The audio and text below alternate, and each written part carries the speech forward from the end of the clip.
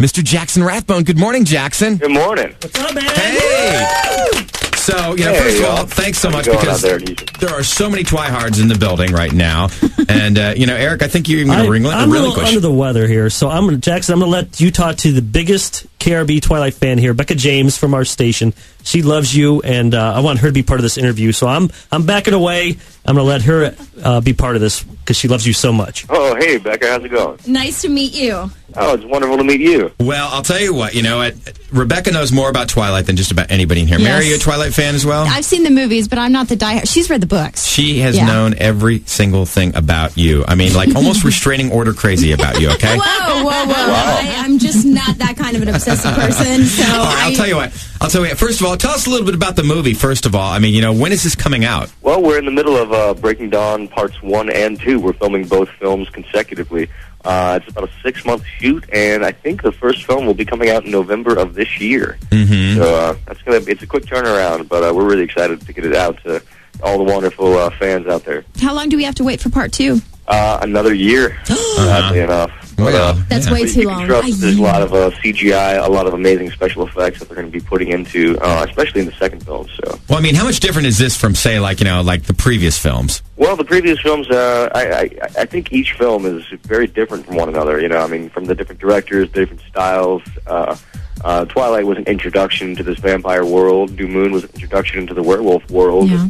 Eclipse was kind of a balance of how those worlds exist and can coexist, right? Against the Volturi. And then here in the final 2 chapters of Breaking Dawn, we get to see Bella transform into a vampire, and we get to see the consummation of the relationship between Edward and Bella, which I think everybody's been waiting on for a long time. Okay. Oh, yeah, trust me, you're going to see it. All right, well, I got to ask you something, then. I'm going to let Rebecca take it away, but have you seen the parody Vampires Suck? I have not. I've been meaning to check that out, though. It looks funny as hell. Dude, I mean, it's so funny. It's like so right on. I mean, it's hilarious. But you know what? I cannot do you justice right now, so Rebecca, go ahead and fire away. This is a true fan asking you a question. All right, so online we've seen clips of rehearsals from the scene when you and Emmett are going to take Edward on his bachelor party. So will we get to see the bachelor party? Well, you get to see a little bit of the bachelor party. I mean, we can't show you all of it. I mean, what happens at the bachelor party stays at the bachelor party. You know what I'm talking about.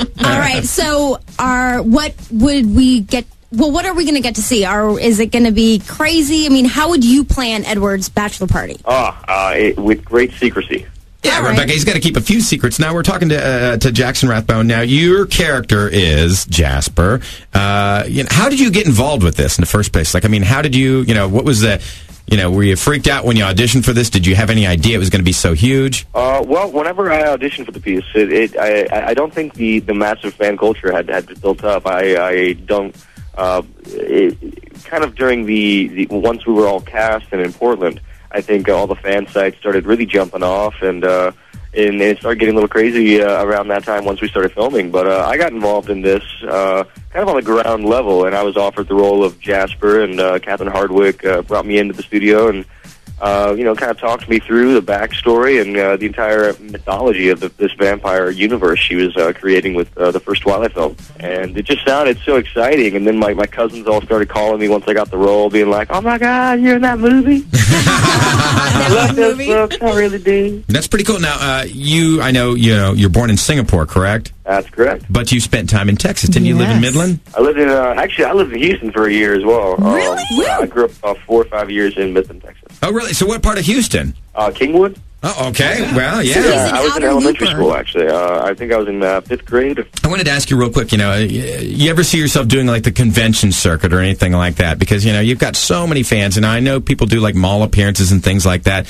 And, would you ever find yourself doing something like that, maybe? Oh, yeah. I've done conventions in the past and probably will in the future as well. We're talking to Jackson Rathbone, who plays Jasper in the new Twilight movie. Now, I got to ask you something really quick, okay? Because, certain people, fans of yours, I think everybody in this life has got a celebrity to-do list. And okay, so Rebecca, if you got permission from your husband and Jackson was willing, Jackson, would you do like a Make-A-Wish Foundation thing here for us? Hold on. on. That is a question right there. Yeah, why not? Okay. Oh, Jackson, that is so sweet. But I love my husband to death, and we don't have. Okay. I'm going to give you. No worries. But we would never really do you that. should have come to me though. Before y'all got married. I mean, you could have at least given me a chance. Okay. One final question from Rebecca. All right. Jasper's unique ability as a vampire is to control people's moods. In real life, if you had that ability, would you use that for good or for evil? And how? Well, I think if you use that ability for evil, it might come back to bite you on the ass, so to speak. It's one of those things you can't really. Wait a second, vampires don't bite on the ass, do they? Then it's going to come back at you. They're going to have a negative mood. I think if I can inspire people to always be in a good spirit and always have a good attitude and a good outlook on life, then I'd honestly be doing what the artist's job entails, which is to entertain and hopefully alleviate the modern stress of life. Well, I got to thank you so much for taking time out. I mean, I know you've got a lot of fans. Yeah. You've got one girl in here, just blush red right now. And thank you so much, and we wish you continued success. Are you the one girl who's blush red? He is. He's yes, I am. You know what? It's that's so sweet of you. Thank you. Would you bite me? All right. Thanks so much. We wish you the best of luck, and we'll talk to you soon, okay? All right. Cheers, y'all. Have a good one. All righty.